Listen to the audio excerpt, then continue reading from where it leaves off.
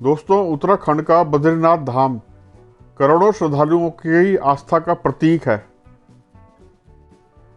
यहाँ पर बद्री तुलसी बहुत बड़े पैमाने पर मिलती है, जो कि सिर्फ बद्रीनाथ धाम के आसपास ही मिलती है।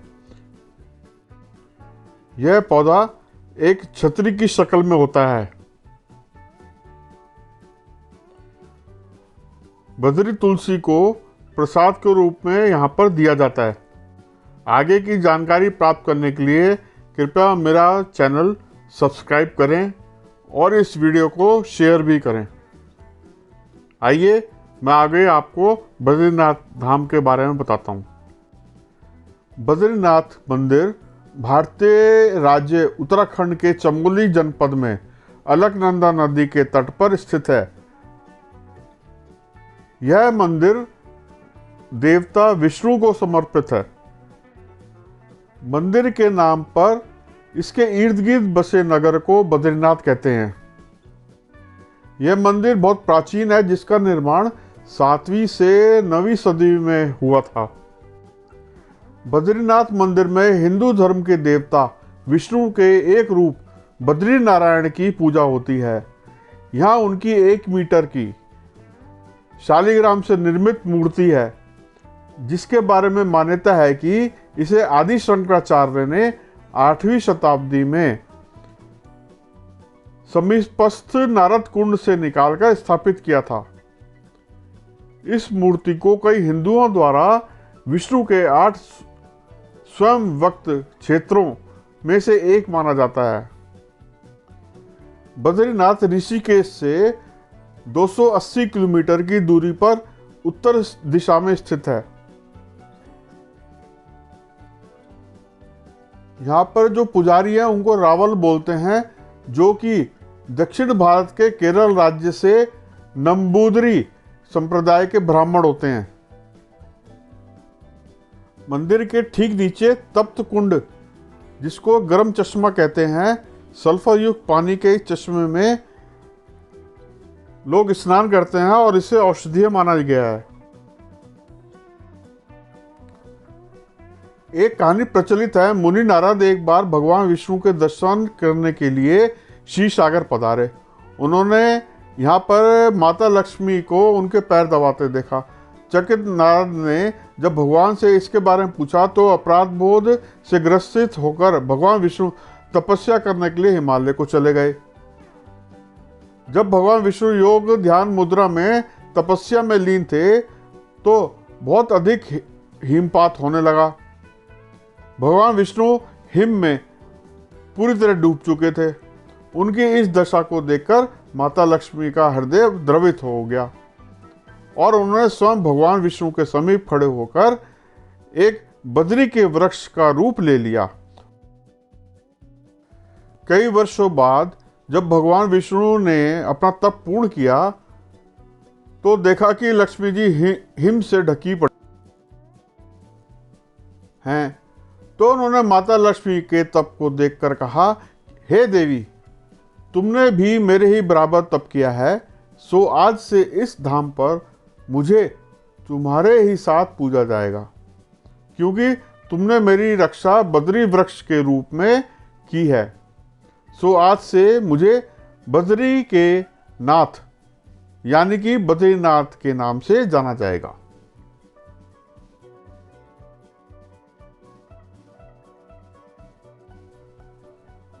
बद्री तुलसी भगवान बद्रीनाथ जी को विशेष प्रिय है। मंदिर में इस तुलसी की महक फैली रहती है।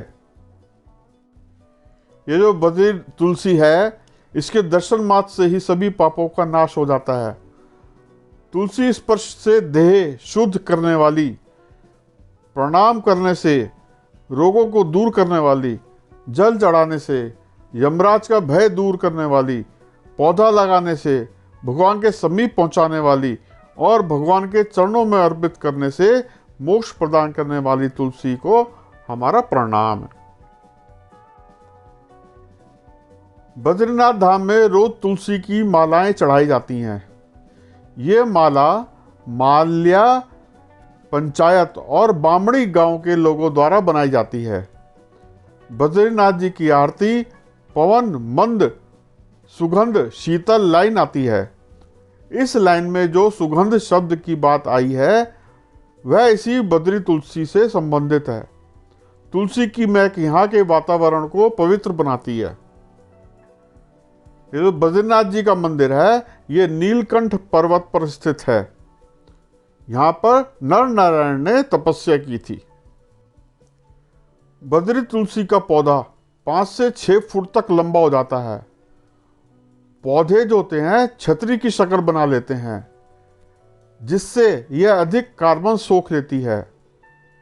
बद्री तुलसी का इस्तेमाल चर्म रोग, डायरिया, डायबिटीज, घाव, बाल झड़ना, सिर दर्द, इन्फ्लुएंजा, फंगल संक्रमण, बुखार, कफ खांसी, बैक्टीरियल संक्रमण आदि में बेहद फायदेमंद पाया गया है। अब तो ग्लोबल वार्मिंग से लड़ने की इसकी क्षमता ने वैज्ञानिकों को भी हैरत में डाल दिया है। बद्रीनाथ क्षेत्र के ग्रामीणों ने बद्री तुलसी को भगवान नारायण को समर्पित कर दिया है। यही वजह है कि यहाँ के ये जो पौधा है अच्छी तरह संरक्षित है। बद्री तुलसी के पौधे को यहाँ कोई भी किसी भी प्रकार का नुकसान नहीं पहुंचाता है। चारधाम आने वाले सैलानी और श्रद्धालु बद्री तुलसी को प्रसाद के रूप में अपने घर ले जाते हैं। श्रद्धालु केवल इसे प्रसाद के लिए तोड़ते हैं। पुराणों में तो इसके औषधीय गुणों की खूब बखान किया गया है। आयुर्वेद में इस पौधे के हर भाग को स्वास्थ्य के लिहाज से फायदेमंद बताया गया है। बद्री तुलसी की जड़, उसकी शाखाएं, पत्ती और बीज सभी का अपना अपना महत्व है। पुरुषों में शारीरिक कमजोरी होने पर तुलसी के बीज का इस्तेमाल काफी फायदेमंद होता है। इसके अलावा यौन दुर्बलता और नपुंसकता में भी इसके बीज का नियमित इस्तेमाल करने से फायदेमंद रहता है। अक्सर महिलाओं को पीरियड्स में अनियमितता की शिकायत हो जाती है। ऐसे में तुलसी के बीज का इस्तेमाल बहुत फायदेमंद होता है। मासिक चक्र की अनियमितता को दूर करने के लिए तुलसी के पत्तों का भी नियमित इस्तेमाल किया जाता है। अगर आपको सर्दियों में सर्दी या फिर हल्का बुखार है तो मिश्री, काली मिर्च और तुलसी के पत्ते को पानी में अच्छी तरह से उबालकर, पकाकर उसका काढ़ा पीने से बहुत फायदा होता है। आप चाहें तो इसकी गोलियां बनाकर भी खा सकते हैं। तुलसी के पत्ते दस्त के समय में बहुत फायदा करते हैं। तुलसी के पत्तों को जीरे के साथ मिलाकर पीसने से और उसके बाद उसकी चटनी बनाकर उसे खाएं तो दस्त रुक जाते हैं। सांस की दुर्गंध को दूर करने में भी तुलसी के पत्ते काफ़ी फायदेमंद होते हैं और नेचुरल होने की वजह से इसका कोई साइड इफ़ेक्ट भी नहीं होता। अगर आपके मुंह से बदबू आ रही है तो तुलसी के कुछ पत्तों को चबा लीजिए। ऐसा करने से दुर्गंध चली जाती है। तुलसी के पत्ते को फटकरी के साथ मिलाकर लगाने से घाव जल्दी ठीक हो जाता है। तुलसी में एंटीबैक्टीरियल तत्व होते हैं जो घाव को पकने नहीं देते। इसके अलावा तुलसी के पत्ते को तेल में मिलाकर लगाने से जलन भी कम हो जाती है। तुलसी के पत्ते पीसकर अगर चेहरे पर लगाए जाएं तो कील मुहासे भी खत्म हो जाते हैं। और कई शोधों में तो तुलसी के बीज को कैंसर के इलाज के लिए भी कारगर बताया गया है। हालांकि अभी तक इसकी पुष्टि नहीं हुई है। जैसा कि मैंने पहले भी बताया है, जिन लोगों को चर्म रोग, डायरिया, डायबिटीज, घाव, बाल झड़ना, सिर दर्द, इन्फ्लुएंजा, फंगल संक्रमण, बुखार, कफ, खांसी, बैक्टीरियल संक्रमण आदि हैं, अगर वो इसका इस्तेमाल करें तो उनके रोग घट सकते हैं। श्रद्धालु केवल इसे प्रसाद के लिए तोड़ते हैं। कोई भी इसके पौधे को नुकसान नहीं पहुंचाता है। पुराणों में भी इसके औषधीय गुणों का खूब बखान किया गया है। लोग इसी चाय भी पीते हैं। वहीं बद्रीनाथ आने वाले श्रद्धालु इसे प्रसाद के रूप में अपने साथ ले जाते हैं।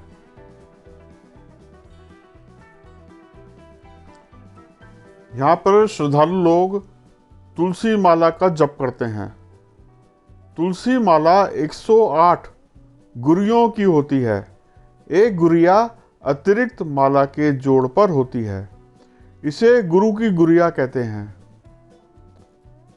कहते हैं तुलसी माला धारण करने से हृदय को शांति मिलती है। भारतीय संस्कृति में तुलसी को पूजनीय माना गया है।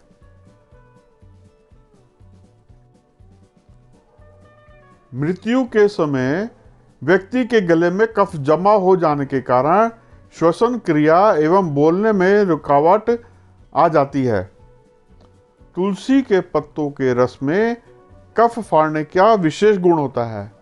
इसलिए शैया पर लेटे व्यक्ति को यदि तुलसी के पत्तों का 1 चम्मच रस पिला दिया जाए तो व्यक्ति के मुख से आवाज निकल सकती है। तुलसी में अनेक जैव सक्रिय रसायन पाए गए हैं, जिसमें ट्रेनिन, सेवोनिन, ग्लाइकोसाइड और एल्कोसाइड्स प्रमुख हैं। तुलसी के बीजों से तेल भी निकाला जाता है। इस तेल का घनत्व अन्य तेलों से अधिक होता है कि इनके तेल में 83 मिलीग्राम विटामिन सी और 2.5 मिलीग्राम कैरेटीन होता है। तेल के अलावा बीजों में श्लेष्मक प्रचुर मात्रा में होता है।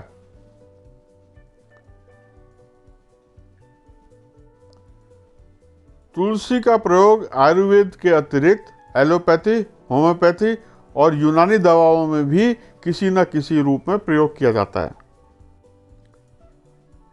बद्री तुलसी का पौधा झाड़ी के रूप में उगता है और जैसे मैंने बताया, इसकी जो ऊंचाई होती है 5 से 6 फुट तक होती है और इसकी पत्तियां हरे रंग की हल्के रोए से ढकी होती हैं। पत्तियां 1 से 2 इंच तक लंबी होती हैं, जो कि सुगंधित और अंडाकार रूप में होती हैं। इसकी पुष्प मंजरी अति कोमल एवं 8 इंच तक लंबाई में होती है और बहुरंगीय छटाओं वाली होती है, जिस पर बैंगनी तथा गुलाबी आभा वाले बहुत छोटे छोटे हृदयाकार पुष्प होते हैं, जो कि चक्रों में लगते हैं। बीज चपटे पीतवर्ण के छोटे काले चिन्हों से युक्त अंडाकार होते हैं। नए पौधे मुख्यतः वर्षा ऋतु में उगते हैं और शीतकाल में फलते फूलते हैं। ये जो बद्री तुलसी है, सामान्य रूप से 2 से 3 वर्ष तक हरा भरा बना रहता है। इसके बाद इसमें वृद्धावस्था आ जाती है। पत्ते कम और छोटे होते जाते हैं। शाखाएं सूखी सी दिखाई देने लगती हैं।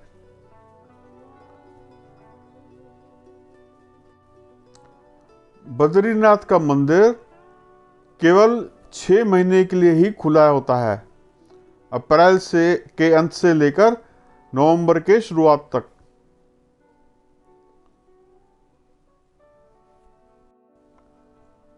मान्यता अनुसार भगवान विष्णु जब अपने ध्यान योग हेतु उचित स्थान खोज रहे थे, तब उन्हें अलकनंदा के समीप यह स्थान बहुत भा गया।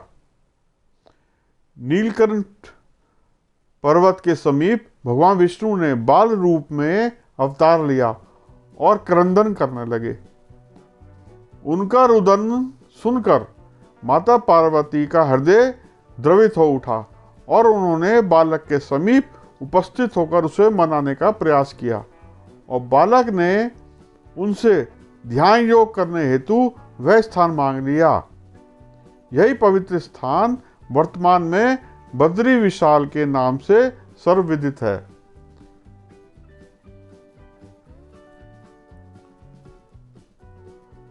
महाभारत कालीन एक अन्य मान्यता यह भी है कि इसी स्थान पर पांडवों ने अपने पितरों का पिंडदान किया था। इसी कारण से बद्रीनाथ के भ्रम कपाल क्षेत्र में आज भी तीर्थयात्री अपने पितरों की आत्मा का शांति के लिए पिंडदान करते हैं। बहुत सुंदर जगह है।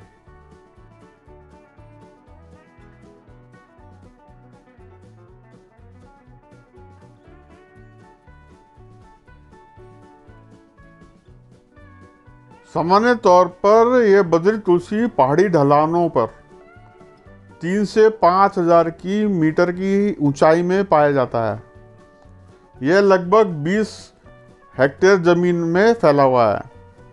इसकी सुंदरता और दैवीय गुण बहुत ज़्यादा पूजनीय हैं।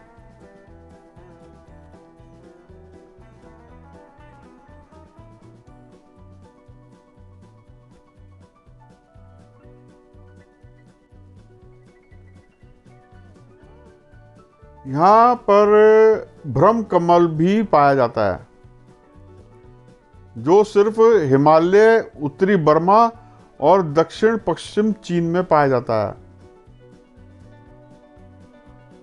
धार्मिक और प्राचीन मान्यता के अनुसार ब्रह्म कमल को इसका नाम उत्पत्ति के देवता ब्रह्मा के नाम पर दिया गया है।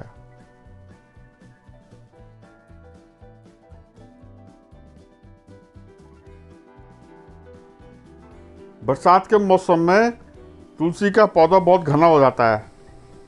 ये बद्री तुलसी के पत्ते मैंने तोड़कर सुखाए हैं।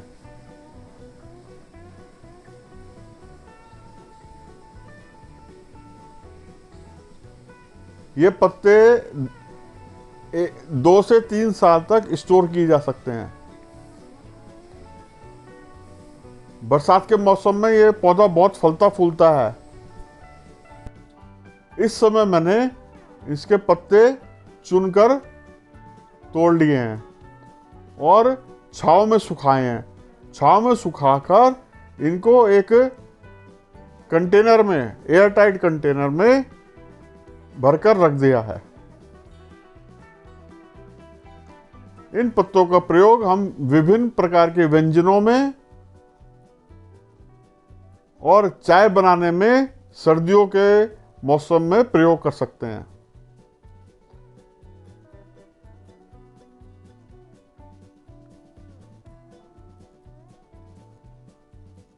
बरसात के मौसम में बहुत हरा भरा हो जाता है पौधा।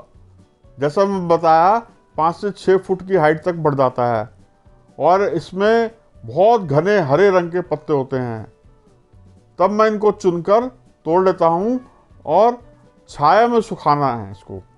अगर धूप में सुखाएंगे तो इसकी खुशबू खत्म हो जाएगी और ये खुशबू जो है 2-3 साल तक बरकरार रहती है। बहुत औषधीय गुणों से भरपूर है ये बद्री तुलसी।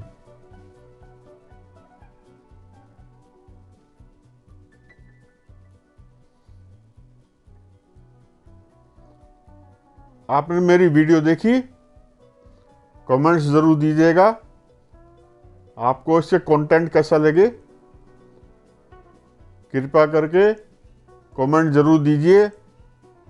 अगर चैनल सब्सक्राइब नहीं किया है कृपया करके सब्सक्राइब कीजिए और अपने मित्रों को और रिश्तेदारों को इसको शेयर भी कीजिए।